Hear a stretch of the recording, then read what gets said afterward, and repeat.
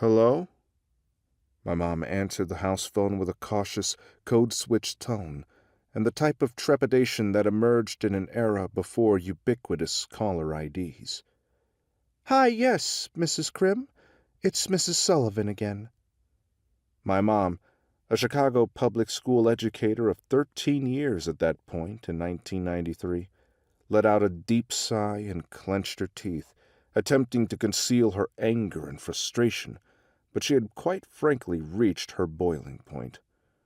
Mrs. Sullivan, who was seemingly in her mid-30s to 40s, was a white woman, as were most of the teachers at Mount Greenwood Elementary at the time. She didn't seem to understand me, or care to. "Yes, this is she," my mom responded. "Mrs. Crim, Ernest was really bad again today. He just wouldn't sit still, and he kept distracting his other classmates.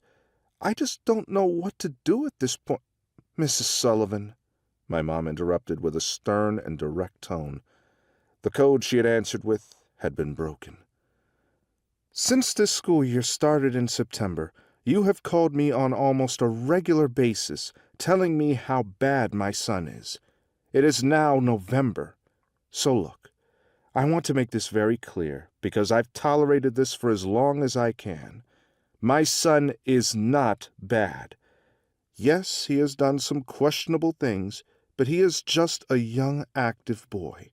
He is very smart, and as an educator, I would expect you to understand that children, especially boys, are easily distracted when they are doing work that doesn't challenge them." Mrs. Sullivan tried to interject and get in a word, but my mom wasn't having it. "Don't call my house again telling me how bad my son is.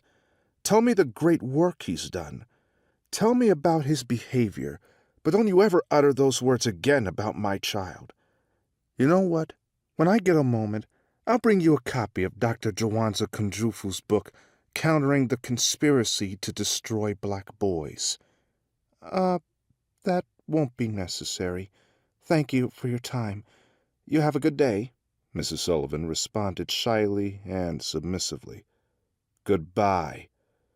My mom slammed the phone onto the receiver so hard she almost unmounted it from the wall. "Baby, you okay?" my dad said to my mom, concerned, as he sat down with a plate of food. "Yeah, I'm fine now, but I'm going to need another copy of this book." My mom sat down with Dr. Kunjufu's book, which she had ironically been reading at the time Mrs. Sullivan called. Mrs. Sullivan never called our house again, and my mom followed up that conversation with a visit that resulted in her delivering Dr. Kunjufu's book, as well as several 100-piece puzzles to keep me occupied while I finished my work.